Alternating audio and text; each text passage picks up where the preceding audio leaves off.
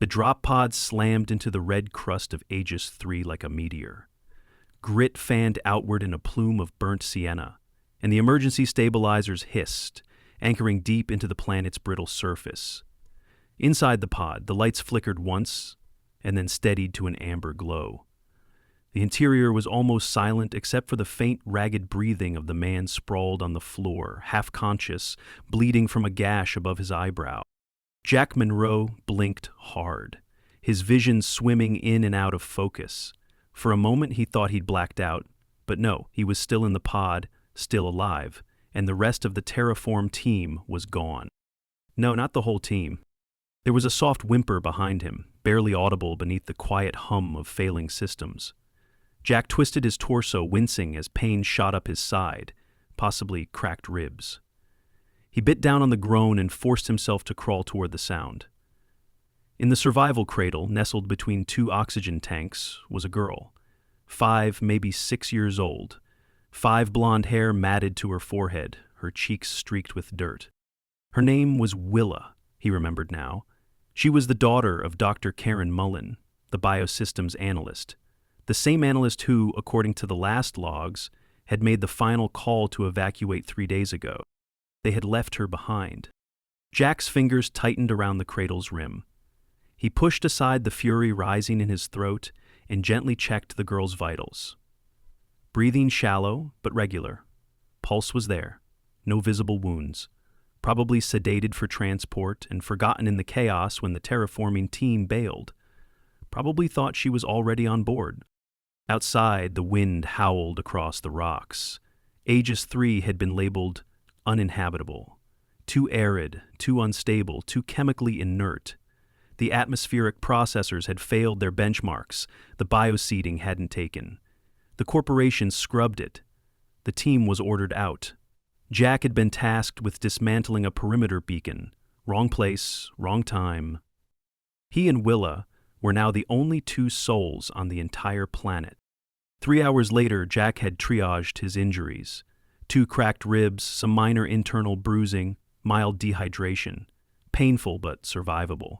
He set up the medbay stretcher for Willa, placed her gently under the warming lamp, and began a full inventory of supplies. Enough rations for 2 months, oxygen filters for 6. The shelter dome's backup reactor still had fuel. Aegis 3 hadn't yet stripped away all their odds. He waited for Willa to wake. It took 12 hours. She didn't speak at first. She just stared at him, wide-eyed and distrustful, fingers clutching the edge of the blanket. Jack, sitting on an overturned equipment case, gave her space. "I'm Jack," he said finally, after her gaze started drifting toward the small window slit. The landscape beyond was all scarred ridges and empty desert. "I stayed behind, like you." Her lips parted. A whisper, "Where's my mom?" She had to leave early. Something happened during evac. They didn't see you were still inside. He didn't lie. He didn't make it pretty. She didn't cry. "I saw you before," she murmured. "In the labs. You fixed the water thingy." "That's right. I drew you." He blinked. "You what?" Willa reached under the blanket and pulled out a folded scrap of synth paper, crumpled and worn. A child's drawing, stick figures in suits, a dome, a spidery sun. She pointed to the tallest figure with a smudge of red on its side. "That's you." Jack's throat tightened. "You got good instincts." Willa looked down at the paper. "This place isn't dead," she said, not looking at him. "I don't think it's dead." No one ever said Aegis 3 was dead. The phrase in the report was chemically stagnant, biologically void, unsuitable for terraforming. It didn't feel the same, though, hearing it from her. She wasn't arguing science, she just felt it. Jack watched her for a long time. Over the next several days, they settled into a rhythm. Mornings started with protein rations and electrolyte packs. Jack had to calibrate the air filters daily and check the reactor every 3rd shift. The dome was intact, but vulnerable. Aegis 3's thin atmosphere and erratic solar flares made it unpredictable. Willa spent her time in the dust garden. It wasn't a real garden, just the southern quadrant outside the dome, where the soil was shallow and fine. She used her fingers, sometimes a scavenged sensor stylus, to draw in the dust. Figures, faces, creatures with long tails and tall ears. She gave them names, stories, whole conversations. Jack watched her from the dome's viewport, always checking the exterior suits first, always ready in case she wandered too far. "Do you want to know their names?" she asked him one afternoon, when the sky had shifted to its muted indigo. Jack glanced up from the deionizer he was tuning. "Sure." She pointed with both hands. "That's Vega. She has wings but can't fly unless someone's watching. And that's Malo. He makes soup from stardust. That's Lint. He hides behind rocks and whispers riddles." Jack raised an eyebrow. "Quite the bunch." She turned, solemn. "They were already here. I just found them." The hair on his neck rose. He kept his tone easy. "You mean, in your drawings?" "They're from here. They were asleep. Now they're not." He didn't press her further. Children had imaginations. In isolation, even more so. But something about the certainty in her voice lingered in his mind. It began 2 days later. The dome's external humidity sensors registered a spike. At first, Jack assumed it was a glitch. Aegis 3 had never retained moisture. But readings stayed consistent. Then came the second anomaly: trace organic compounds in the upper soil crust. Not bioengineered, not from their equipment. Native. Jack stood outside, helmet locked, looking out over the dust garden. Willa's drawings stretched across the terrain like ancient glyphs. The wind hadn't erased them. Some had deepened. Others had sprouted tiny, translucent threads curling outward from the lines. Fungal growth. "Willa," he said when he returned. "What did you do out there?" She frowned, confused. "I just play. I draw them. Then I talk to them." "What do you talk about?" She shrugged. "Everything. I tell them stories."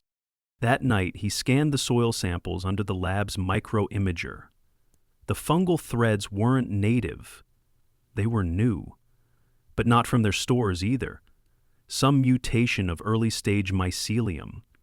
Self-organizing, heat-sensitive, dormant until triggered. Triggered by what? By stories? Over the next weeks, the anomalies increased. Microbial colonies began populating the dust garden. Some glowed faintly at night. Others clustered around Willa's drawings, forming patterns too organized to be random. Jack set up cameras. Time-lapse footage showed movement slow, purposeful creeping of life through etched lines. And every day, Willa added more. She whispered to them, she giggled, she sang lullabies. Jack began transcribing everything she said. He mapped out the garden's evolving biostructure. He stopped believing in coincidence. Then came the tremors. Not seismic, not tectonic. Rhythmic pulses beneath the soil, like a heartbeat miles deep. Jack felt them when he lay awake at night. The readings on his scanner were always inconclusive. But the plants, yes, now plants reacted. They bent slightly in the direction of the pulses, as if listening. One evening he sat beside Willa as she traced a new figure in the dirt. "What's this one's name?" he asked. "Her name is Deva," Willa said, voice soft. "She's a dream. She can't wake up unless someone promises to remember her." Jack hesitated. "And if they don't?" Willa looked up. "Then the planet stays asleep." He didn't say anything for a long time. Later, alone, Jack reviewed all the logs. The failed terraforming attempts. The reports dismissing Aegis 3 as inert. The scans that had shown no viable biosphere. What if they were all right, but only because no one had dreamed hard enough? What if Willa was the key? Not because of any technology, but because she treated the dust as a canvas, not a test bed. Jack Monroe, engineer, survivor, reluctant caretaker, found himself afraid to sleep, not because of danger, but because, at last, he believed. The planet wasn't dead. It had just been waiting for a dreamer. The smell was the first thing he noticed. Faint, earthy, like wet stone after a hard rain, except it hadn't rained on Aegis III in geological memory. Jack blinked awake in the dome's corner cot and sat up too fast, ribs protesting with a tight stab of pain. He winced, steadied his breath, and listened. Silence, as usual. No birds, no wind through leaves, just the steady thrum of the reactor and the soft purr of the environmental regulator. But that smell, it didn't come from inside. He checked the air filtration system. No leaks, no foreign compounds detected, but still, it lingered. He slipped into his outerwear, ran a full diagnostic on his suit seal, and stepped into the airlock. Outside, the sky was the color of steel wool. Overhead, pale clouds gathered in a broken spiral pattern, strange and beautiful. He walked toward the dust garden, each step crunching over hardpack. What he saw stopped him cold. There were sprouts, dozens, thin green shoots pushed up in clusters along the edges of Willa's newest drawing. Not just mold or mycelium now plants, short, stalky, with fibrous leaves and swelling nodes. Jack crouched low and pulled out a sampling probe. The roots had taken hold, real roots, in Aegis III's hostile, nutrient-starved soil. The planet was changing, and Willa was in the middle of it all. She was kneeling in the far quadrant, her hands pressed flat to the ground, head tilted forward like she was listening. Her lips moved silently. Jack walked over, not wanting to startle her. "What are you doing?" he asked quietly. "I'm telling her what happened before," she said without turning. "So she remembers. The one under the dirt, I think her name's Dava still, but maybe she forgot. I have to help her remember what trees are and how the wind sounds." Jack crouched beside her, resting a hand on his knee. "How do you know she's listening?" She hummed. Willa closed her eyes. "I can feel it in my chest." That night, Jack sat at the communications console with his head in his hands. The beacon still worked, just barely. He'd sent a low-band signal 6 days ago, no response. A second, more urgent ping 3 days later, silence. Either no one was listening, or they didn't care. Corporate had washed their hands of Aegis III, scrubbed the project. Maybe they'd archived the records. Maybe not. Jack knew enough about field work to understand what this meant. No backup was coming. And yet, he didn't feel abandoned. Not anymore. He turned back to the console and recorded a new log. This one wasn't a distress call, it was documentation. Subject: Emergent biogenesis unplanned. Notes: cross-reference with failed bioseeding attempts. Soil samples show signs of modified alkaloids and root-binding structures. The catalyst remains uncertain. No technological triggers present. Hypothesis: cognitive/emotional interaction from human subject may be influencing dormant organic material. Further observation required. He tagged the log and encrypted it. Then he stood, stretched carefully, and walked back to Willa's room. She'd drawn on the walls. Not with ink, but with pressed dust from the garden, mixed with water and the pulped stalks of the plants. Crude pigments. Lines curled across the panels in looping, abstract forms. Jack ran his fingers across one. "What's this?" he asked. "It's how she talks back," Willa said from the bed. He turned. "The planet? She doesn't speak in words, just shapes. But their feelings, too." He studied the curling marks again. They looked like wind currents, water spirals, coiling shells. She had mixed in tiny seeds between the cracks, and in the morning he saw that a few had sprouted. He didn't pretend to understand it, but he didn't dismiss it either. Weeks passed. The dust garden turned green at the edges. The sprouts grew taller. The air, once dry and metallic, took on a richer tone. At night, the soil radiated warmth. Jack adjusted the environmental controls to lower the dome's contribution. He needed to know how much of the change was natural. One morning, Willa was missing. Jack woke to a blank cot and a pit in his stomach. He tore through the airlock and sprinted across the ridge, pain flaring in his chest, boots skidding in the gravel. He found her half a kilometer out, standing barefoot in a narrow ravine. The ground around her shimmered faintly. Some kind of biofilm clung to the rocks, glowing in soft pulses. She turned slowly when he reached her. "I didn't mean to scare you," she said. "You can't just leave like that," Jack gasped, hands on his knees. "This planet's still dangerous. You're not immune just because it listens to you." She frowned. "I wasn't trying to leave. I was following her." He straightened. "The planet? She shows me things in dreams. Then I wake up and follow them. This one was a canyon. It's where she keeps the blue ones." Jack blinked. "Blue what?" Willa stepped aside, and Jack saw them. Small, coiled organisms, plant-animal hybrids nested in the rock face. Blue as cobalt, pulsing gently in rhythm with the deeper tremors. Bioluminescent sacs swayed in the thin breeze, shedding tiny spores that glistened as they floated upward. "I think they're how she breathes," Willa whispered. Jack knelt, filmed everything, collected spores in sterilized tubes, ran real-time scans. They were alive, and more than that, they were communicating. Pulsed intervals, chemical triggers, like lungs and neurons combined, a nervous system for a planet. Later that night, back in the dome, Jack reviewed the footage, cross-referenced spore data. The blue organisms weren't just new, they were connected.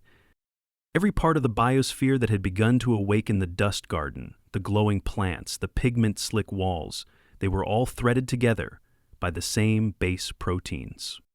This wasn't evolution. It was memory.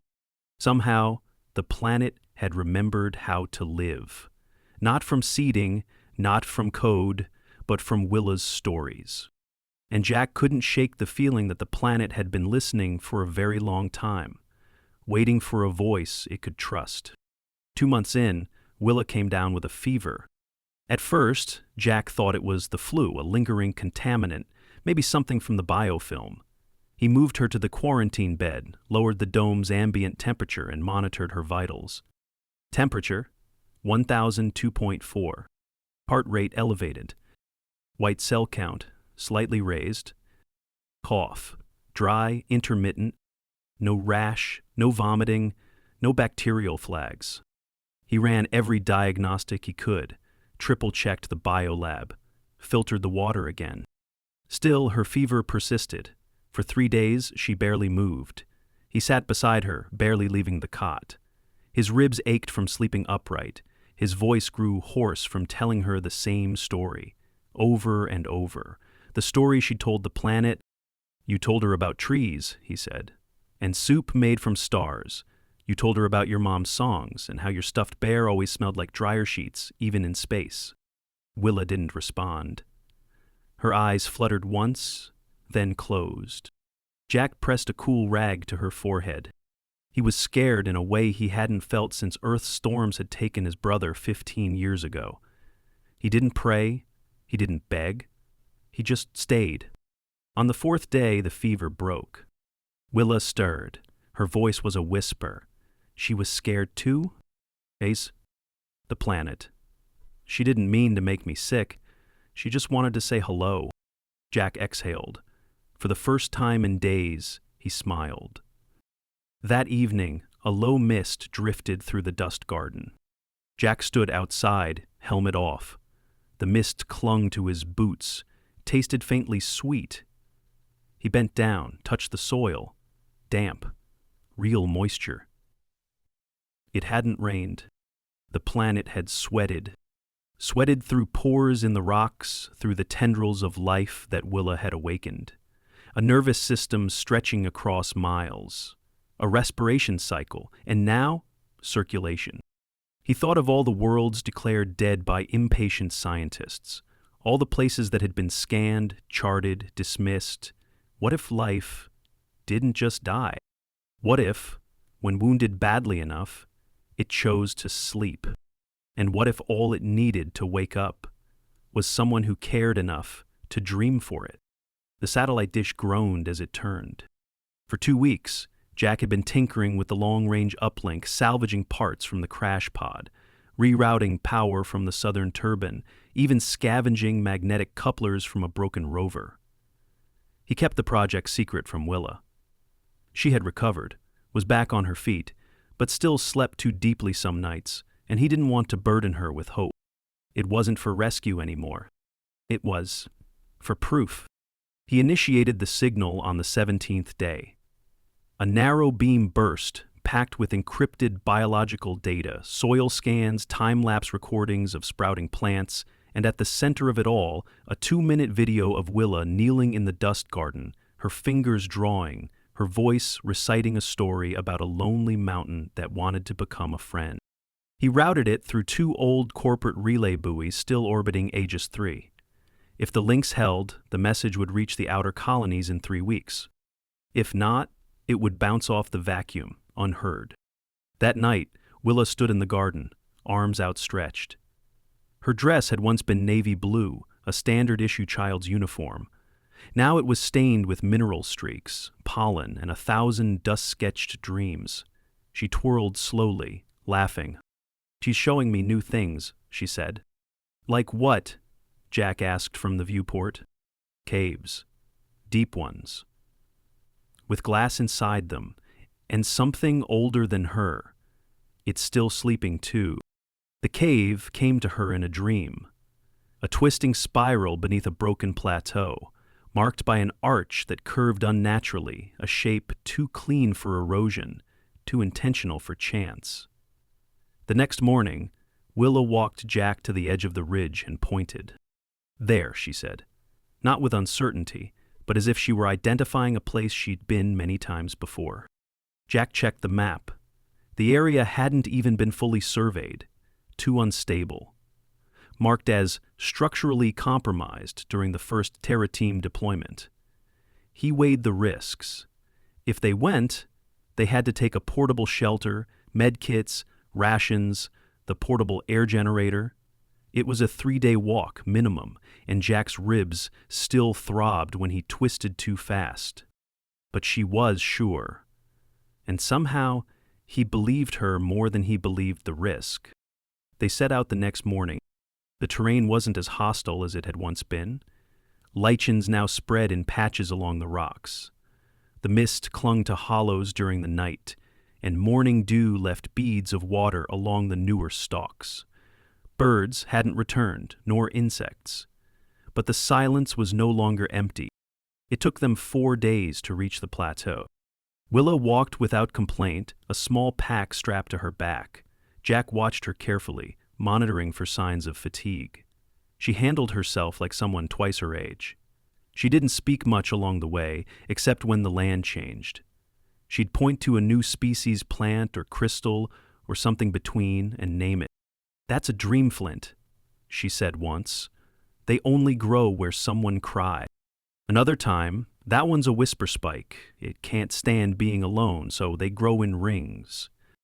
Jack didn't question anymore. When they reached the arch, he stopped in his tracks. It wasn't natural. Carved from black stone, veined with luminous mineral threads, it rose 12 feet high, tapering in a perfect curve. No tool marks, no wear. Beneath it, the entrance to the cave yawned open, deep and dark, breathing out a cold, slow wind that smelled faintly of salt and ash. "Did your stories make this too?" he asked. Willa shook her head. "No. This is older, she just forgot it was here." Jack activated his wrist light and scanned the entrance. Safe oxygen levels, no gas pockets. The cave sloped downward, smooth-walled, spiraling. They entered.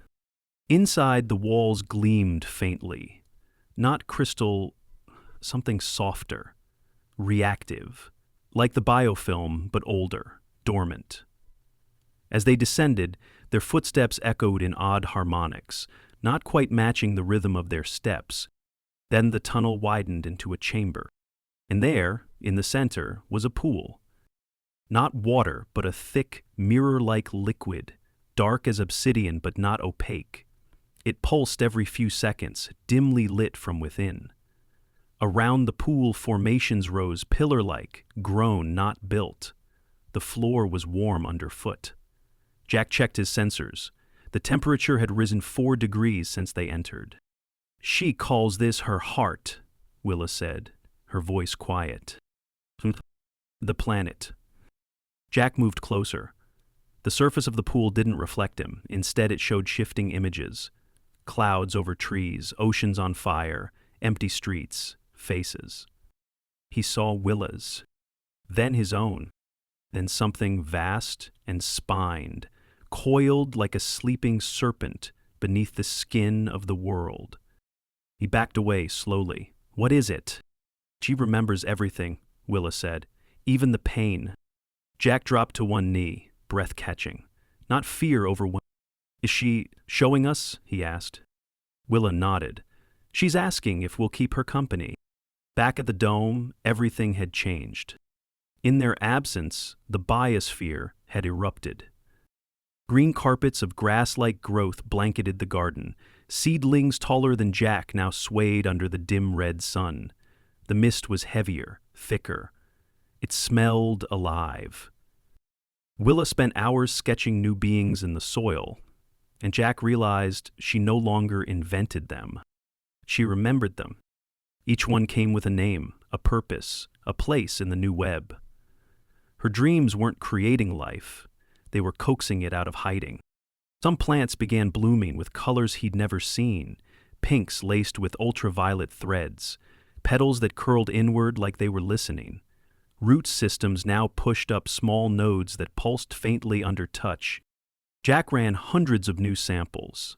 The mycelium wasn't just spreading, it was networking. Everything was connecting to everything else. Then the soil began to shift. Not sink, not collapse. Breathe. Willa called it her sigh. "He's glad we stayed," she said. Jack logged everything, updated the beacon twice a week now. Still no answer, but he didn't care. The dome had begun to feel temporary, like training wheels. The air outside was slowly changing oxygen saturation, creeping upward, humidity levels stable, bacterial diversity increasing in waves. He watched Willa sleeping one night, curled under a blanket near the viewpoint. She stirred and whispered, eyes still closed. "She wants you to tell a story, too." Jack blinked. "Me?" "She says it's time." He hadn't told stories in years, not since the floods, not since Earth stopped feeling like home. The next morning, he stepped into the dusk garden. And he drew. Clumsily, slowly, he shaped a spiral. Then a figure. He spoke aloud, told the story of how he came here, how he broke ribs, how he thought no one would come for them, how he stayed not because of duty, but because he saw something worth staying for. And the planet listened. A new bloom opened beside his foot, wide and golden, humming low. That night, it rained for the first time. Not just mist, not condensation. Real rain. Willa ran outside, barefoot, laughing, arms flung wide. Jack followed, suit forgotten, face turned upward. The rain was warm, sweet, and it fell with the gentleness of welcome. For the first time, Aegis 3 smelled like life. The rain didn't last long, just 40 minutes, but it soaked the soil in a way no technician's irrigation pipe ever had. The earth drank it, not just absorbed, welcomed. Jack watched puddles form, then disappear, as roots beneath the ground pulsed faintly, like capillaries rediscovering circulation. When he scooped a handful of dirt the next morning, it crumbled rich and dark in his glove. Willa called it her first real laugh. It had been 3 months since the evacuation, 94 days by the dome's counter.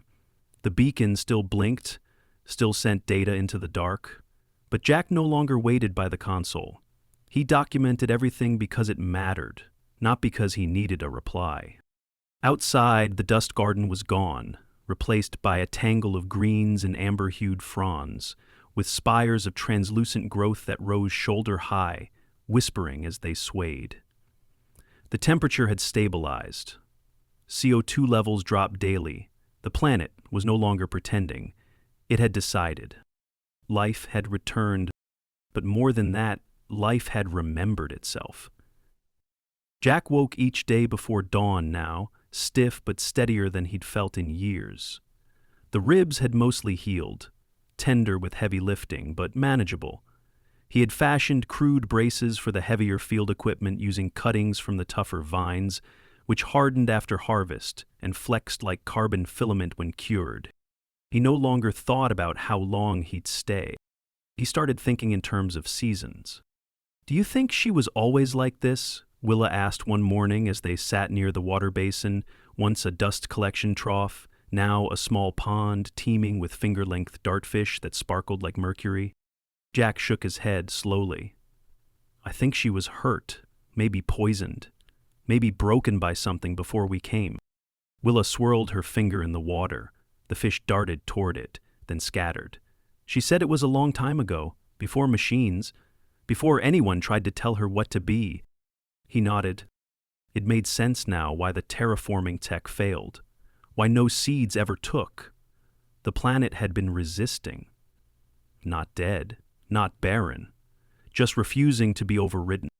She didn't want to be planted on, Willa said, echoing his thought. She wanted someone to ask what she was. And Willa had asked. Jack rose and walked to the garden's edge, making his daily check on the air monitors. The readings had shifted more in the past week than in the last month. Oxygen at 17.2% and climbing, nitrogen balance improving. Still unbreathable for long stretches without filtration, but getting close. Too close for it to be coincidence. That evening, Willa brought him a drawing, this time not in the dirt. She had woven together pressed bark and polished leaves, then etched on them with the carbon-tip stylus Jack had given her. It was a figure, a tree, but not like any tree on Earth. Its roots stretched into an outline of a curled shape, like a sleeping child. Above, clouds shaped like faces and hands circled a sun. Jack tilted it slightly. "What is it?" "Frozen moons." "Her," Willa said simply. "And me. And you." He looked at the image again.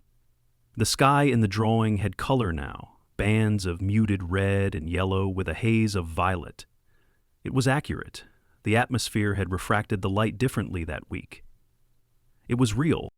The next day they woke to a sound Jack hadn't heard since his training days. Low, distant, atmospheric. He ran to the comms console. The radar screen flashed, "One contact. Low orbit. Suborbital descent in progress, emergency registry flagged, civilian science vessel." They were coming in hot. Jack flipped open the external channel and began transmitting on all open bands. "This is Jack Monroe, survivor of the Aegis III terraforming operation, coordinates uplinked, dome intact. Life signs, 2. Repeat, 2 survivors on surface. Atmospheric conditions altered, visual confirmation of emergent biosphere." The signal light blinked 3 times, then went solid. Reply aware received. They had been heard. The lander came down cautiously, rear thrusters flaring to avoid damaging the new growth. When the hatch hissed open, 2 figures emerged, one in a standard biosuit, the other in a reinforced scan rig. The lead scientist approached slowly, eyes wide behind the visor. "This can't be AGS-3, he said through the intercom. Jack stepped forward, Willa just behind him. "It is." But this place was a write-off. The report said chemically inert, low organic profile. That was before she was ready to wake up. The scientist stared. Willa stepped up beside Jack. The planet. She just needed someone to tell her a story first. The woman in the scan rig crouched beside one of the glowing spiral plants. "This isn't genetically tagged. This wasn't seeded. What the hell are we looking at?" Jack exhaled, smiling faintly. "Memory. Rebirth. Call it what you want. But don't call it a failure." They didn't leave that day.